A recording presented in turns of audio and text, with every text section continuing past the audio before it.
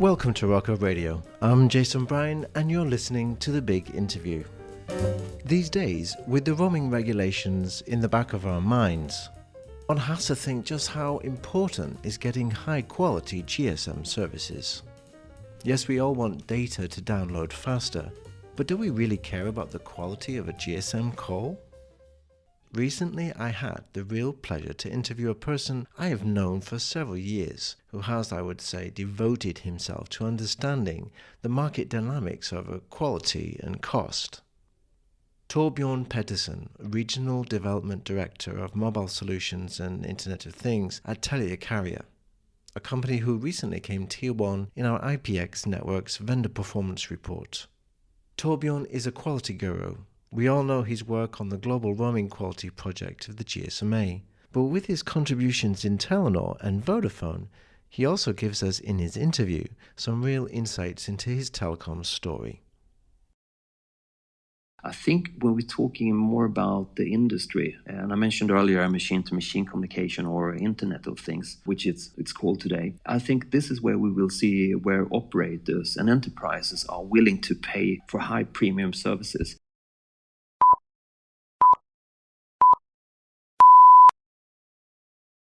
Well, it's a pleasure to be here with Torbjorn. You have to help me with this pronunciation, okay? Torbjorn Pettersson. I just love the Scandinavian accent. It's really exciting for me. Torbjorn Pettersson. Yes, very good, very good. Almost sounded like Swedish. Very good, Jason.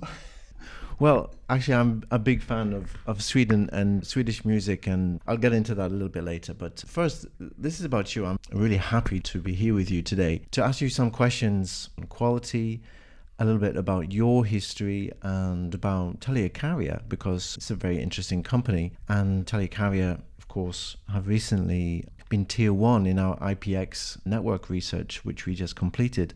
So, Torbjorn, what was the moment that you entered into the telecoms space, or you realized that telecoms was going to be it for your career?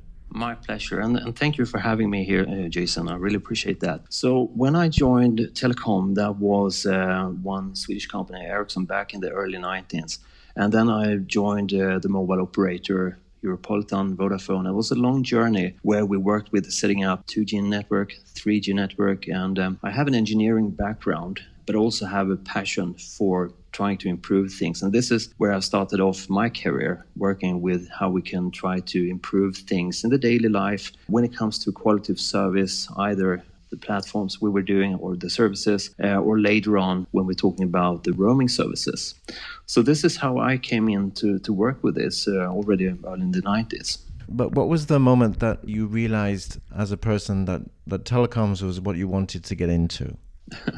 Good question. I think this was something, it took me a couple of years to figure out, but I knew quite early, since my education was based on engineering and to automate things. It was what I was looking for, but it took, it always takes some time at the beginning before you figure out exactly what you like to do. For me, it took a few years, but then when I started to work within telecom and I found out all the exciting things that was happening, that was when I really thought that this is where I'm meant to be. This is where I'm meant to do some kind of difference in the world. And so you started out in a mobile operator? I did, yes. That was 1995. Almost the time I started in telecoms. Wow, a long time ago. And you mentioned it was Europolitan. It was Europolitan at the time, one of the first startups in Sweden. They later on became a Vodafone company, and that changed over the years. But that was where I started, yes. After Europolitan, what was the next step for you? You worked in Europolitan for how many years? I worked for Europolitan until they changed. I think that was around 2000 or the beginning of 2000 to Vodafone. And at that time, I worked as an engineer and I started to work with roaming solutions in the IRIC team. So I was a tester.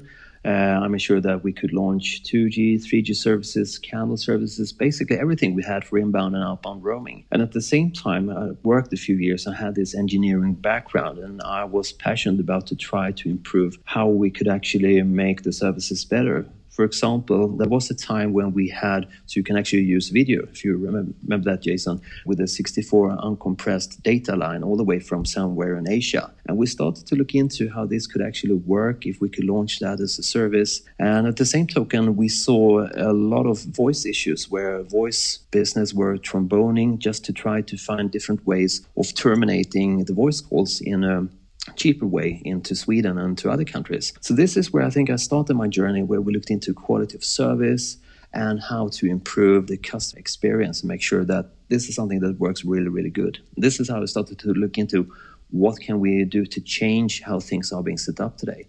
And one of the key challenges at that time, and this was also when we had a discussion with GSM Association, is that we're actually on standard for how we define quality of service. Yeah, this is a fascinating topic which has been discussed in many working parties, but especially in the WAS meeting and then other quality parties of the GSMA. So can you tell us a little bit more about how you got into the GSMA work? That's a very good question. I'd love to tell you about that. So what we did, this is in the beginning of the 2004, 2005. We had discussions.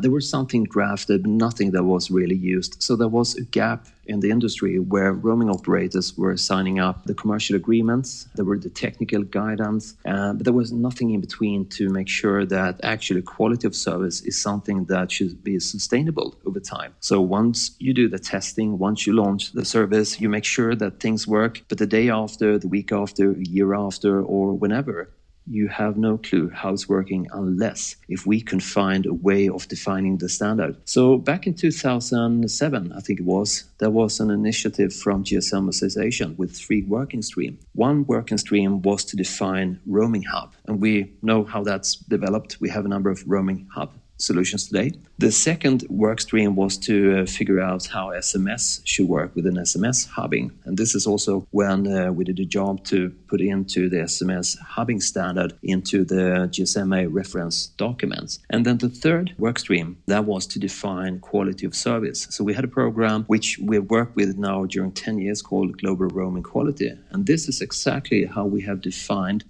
how we could actually measure quality of service. And this goes for voice, for SMS, as well as for data, for inbound roamers and outbound roamers. Just to make sure that you and I, Jason, when we speak today, that you have a good connection and it stays like that over time. And this is something we saw also in my previous job where I was working, because we started to work more and more with machine-to-machine communication.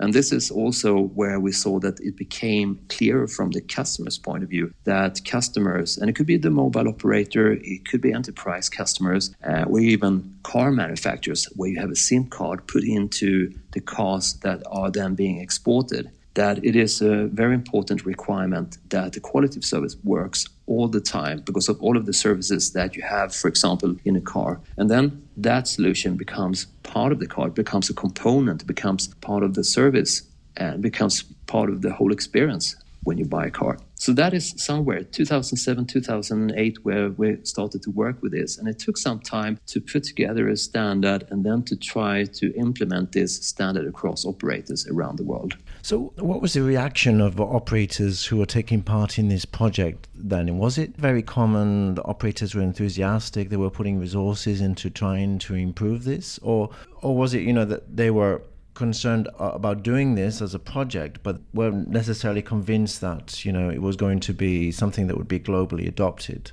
You're absolutely right. There was challenges. There's still challenges to convince operators what's in it for us. What do we benefit from this, and why should we spend money on this, or time or resources? Maybe time or resources are here more important. And that's something we struggled with. So there were a number of operators who realized quite early that this is something that is important and that we need to do something. And they were very keen to join this Global Roaming Quality project. And we had different regional groups. I was hosting the European group, for example, myself, but we had a group in Asia, we had one in LATAM, we had one in the US, and we had one in the Middle East. So all of those operators try to find ways with the guidance and what we've done just to improve things. And it could be from changing the voice routing to have direct voice routes, to change the provider that we're using, or upgrading the service level agreement or having a methodology of actually measuring the traffic for inbound and outbound traffic. There were also changes done with the NOC team to make sure that the operator did have someone looking into the roaming traffic 24/7, 365 days a year. So it was a massive job to do that. But yes, we did meet resistance. And I think just to summarize why operators were hesitant of doing this is because it was difficult to understand what it was worth talking about dollars and euros. How can we transform that into what it would be worth in money?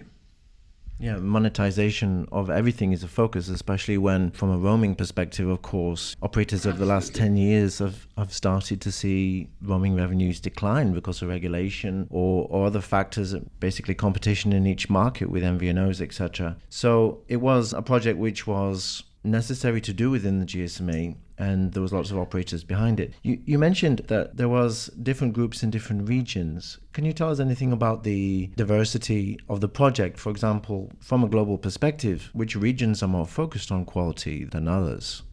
I think the two regions that really stood out was the European and from the Middle East. And that was for different reasons. In Europe, for example, I would say you have a lot of roaming traffic per default between each and one of the European countries. When you travel to other parts of the world, it's not always that you have that much outbound or inbound, or maybe you have more outbound than inbound and so on. But in Europe, what happened is that a few of the bigger groups have worked on this already, and they were very keen to continue the work across operators outside the group. And this is one of the important drivers here, which made it fairly successful, what we did there. If we look into the Middle East, there we have other issues. For example, if we talk about the voice business, the difference was quite big between terminating international and domestic calls into countries. And that means that it opened up a completely new market, a very big market for terminating fraudulent traffic over SIM boxes into different countries. And this was the driver for those operators to try to find ways around how to detect this voice termination of illegal calls, try to remove it and clean up and make sure that for those reasons, there was a very good quality of service. So there were different drivers, and I would say that altogether it affected the way we had set up the methodology of measuring the traffic. So we learned a lot of things from the Middle East group. We learned a lot from working with the European operators, which at the end of the day made it possible to improve the framework and the way of how we put the standard into how operators could actually use this, both in the daily process and routines, how they work and maintain the quality of service, as well as how to measure the traffic in terms of different, you can measure it with active or passive probes, and there are different ways of doing that. So that is what we actually concluded after we worked for about 6 months with the European and with the Middle East or the Arabic group. It's interesting, isn't it? The cultural diversity of quality. And it leads me to my next question for you, Torbjorn, which is around quality or cost. Today, it seems like the focus is on cost. But is there a day in the future when the focus could be more on quality? What's your opinion on this? I think it's a wonderful question, and I've been asking me the same question for 10 years. And my personal view on that is that I think it would be difficult, even though we thought in the beginning that there could be a premium service for products in the private market that you and I might want to buy for. But I dare that would actually be something that private persons would like to pay more for. I think when we're talking more about the industry, and I mentioned earlier machine-to-machine communication or Internet of Things, which it's called today, I think this is where we will see where operators and enterprises are willing to pay for high premium services. And I'll give you an example. Back when we started the Global Roaming Quality Project, there was a lot of focus on SMS and voice traffic. We saw that the increased need for data started to appear as well. But I think today it's the reverse. It's much more on the data side than compared to what it was earlier. For example, in the IoT industry, we see that there are big enterprises, and it could be air companies, it could be car manufacturers, it could be smart cities and so on, where it's really necessary and important that those services works all the time. For example, if you have a car, you need to make sure that if the car would be in an accident or if the car would be stolen, if you need to track the car, it is expected that the service work all the time, regardless what happens. So this is where we see that there is a need for the high quality of service. And this is where I think that we will see that there is a willingness to pay more for premium services. No, that it's a really interesting feedback, because this year we had the roaming regulation, of course, in the EU, and I have a Spanish SIM card because I live in Spain. I thought this is going to be interesting because whenever you walk into a retail store of a mobile network operator, rarely do they understand how roaming works, or will they be really informed about the regulation. So I was interested to see how the regulation was playing out in the different countries of the world. And I took to the UK. And, since I have a 4G connection in Spain, I was fully expecting that I was going to be receiving 4G connection. No different, let's say, class of service than I was getting in my home country. But it was completely different. The quality had completely declined. And I found myself mostly on 2.5G or 3G services. And I pretty much soon worked out that this is because I was not paying anything extra for roaming charges, or at least my perception was that. And so the question is, in Europe, with the focus on cost and with the fact that operators have been regulated, why should they even be thinking about quality at this time? It is a very good question, and I think you actually had the answer there. Yeah. I mean, you were expecting more when you were traveling back home to the UK, that we expect roam like home. It should actually work like we're doing at home. And of course, this is very much up to the operator and what we purchase and the subscriptions we have when we're going abroad. But I find it that it's not that clear for myself either when I go abroad what I actually get with my subscription. But I assume that I would get the same experience as I get back home. And that is where we have the quality of service aspect, that we should have that. Then if we get different services or get different speed, because we happen to be in the 3G network rather than the 4G network, it's not easy for, I mean, you and me, we're in the industry, Jason, but for people who are not in the industry, it's very difficult for them. I know my parents-in-law, they travel frequently to France, and I try to explain to them how much 1 gigabit or 1 megabit is, and it is the same question every time. It's quite difficult to explain how things work in terms of the bandwidth, in terms of the quality of service, in terms of the different services. And my point here is we need to make sure that it works really, really easy, regardless if it's the quality of service or if it's the services itself that we're using while we're roaming abroad. So with this focus on regulation, the service level agreements that the GSMA worked so hard on and that operators have the option to do, which will allow them to understand the quality of the experience for their subscriber when roaming, because maybe in some situations the mobile operator does not understand the quality of the call or the data session that the subscriber is having. What is it that prevents MNOs, let's say, from doing more service level agreements, from understanding better the situation for their subscribers, would you say? I think that, first of all, many of the roaming agreements that has been signed in the past is excluding service level agreements. And the new service level agreement is a very easy service level agreement that every mobile operator without any problem could easily accept.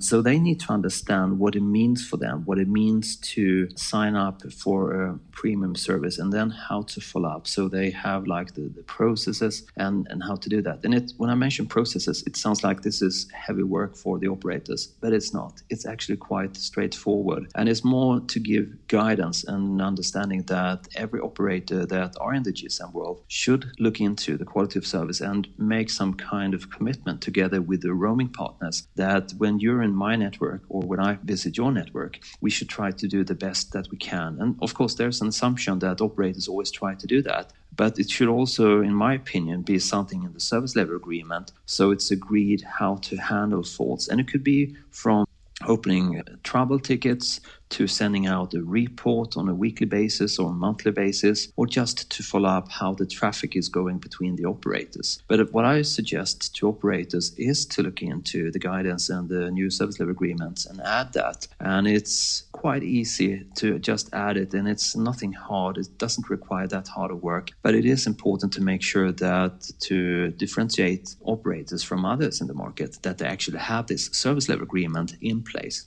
A question for you. Can you imagine a day when a subscriber is going to pay more for a higher class of service while roaming? I think that the class of service depends a little bit on the services that you're using. And sometimes it's difficult to understand what is what when we're talking about the services and so on. So for example, with voice over IP or a voice over LTE, this is where it's important, becomes mandatory to have class of service just to make sure that you have a good voice quality. And this service kind of not override, but it gets a high priority as a class of service compared to other services being sent to the same physical ports. But if we will see an operator pay for that, well, if we can explain in an easy way that if you pay a little bit extra, you get the premium service, you get this, you get that, yes, then I think it's possible. But I think the challenge out there is also for operators to understand how to differentiate and how to explain what is then a better quality of service. No, it's a good point. I mean, you would think that since going back to the European perspective, which I'm focusing too much on, but it's so interesting that what's happened this year is that with the cost factor taken out of the equation, there's going to be a time when, since I'm not paying anything for roaming charges to France, let's say, I'm going to be wanting to know how to measure the quality of the experience I'm going to have in roaming, perhaps. I think, Jason, what you can say also there, the two are glued together. And what I mean by that is that you mentioned when you were traveling from Spain to UK, and you actually think that it should work as it work like home. And then we're talking about roam like home. But it doesn't always do like that. And that could depend on a number of things. For example, 4G might not be launched. But what we saw from Telia Carrier's perspective is that it was a massive growth of the data traffic. And we have our own IP backbone, and we have tons of traffic we shuffle every day through our network.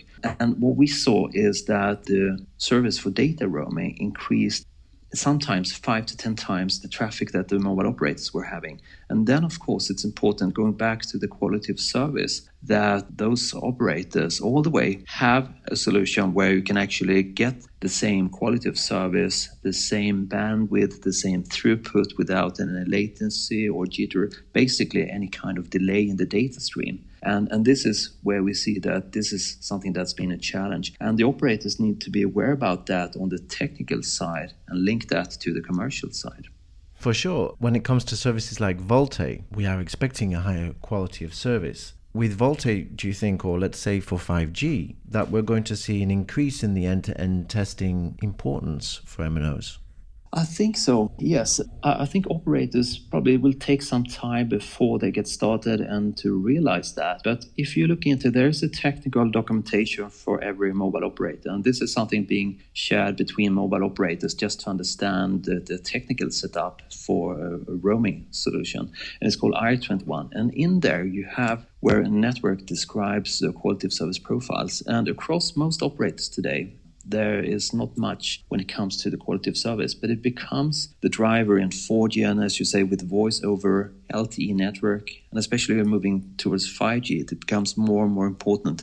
And it is to make sure that you get a lower latency and a better quality of service. So yes, I think it will actually trigger operators to more frequent test out the voice quality and to make sure that they do have a very good quality. And when we started like 2007, it wasn't possible at that time to actually measure the voice quality, if it sounded blurry or if it was crystal clear. But today you can do that. So it's happened a lot, not only with the framework, the way of measuring the traffic, but also the way we listen and measure to the voice quality for itself.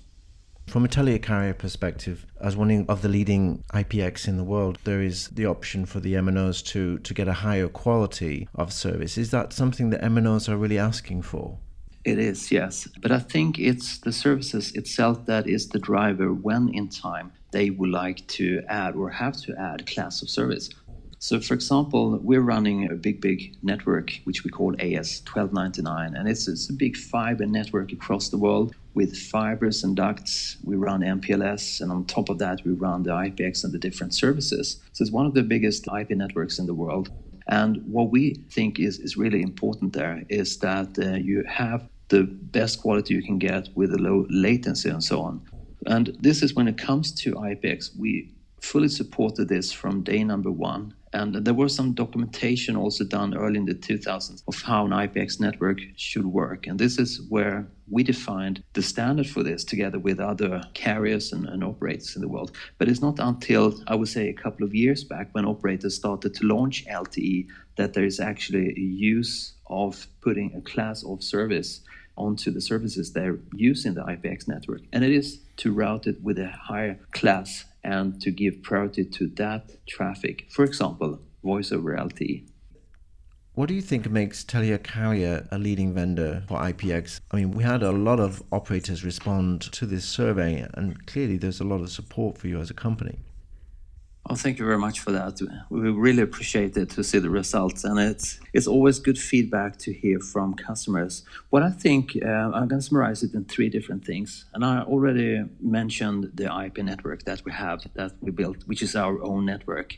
What we think is important is to have end-to-end control of the network. So we are in 100% control of the quality of service, how we route the traffic, if we need to do any changes, and the diversity within the network. So that is the first thing. The second thing is that we built our AS8837, which is the IPX network in itself on top of AS99.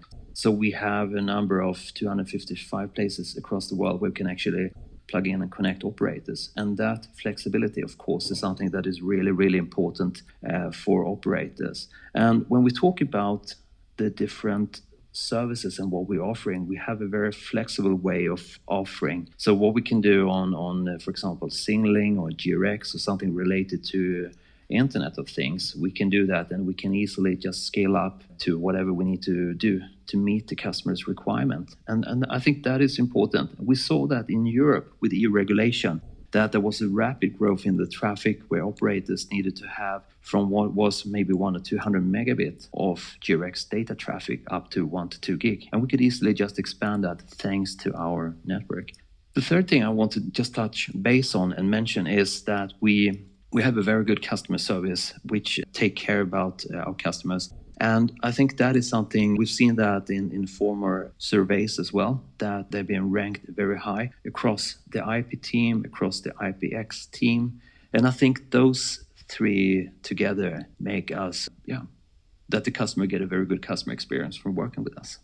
It is absolutely true that in the summer we launched our customer service report, and it's actually our second customer service report. These are quite interesting reports because they're not necessarily focused on any specific service, but more on the vendors in general and how they perform against customer service KPIs. And you guys are also very high up in that research.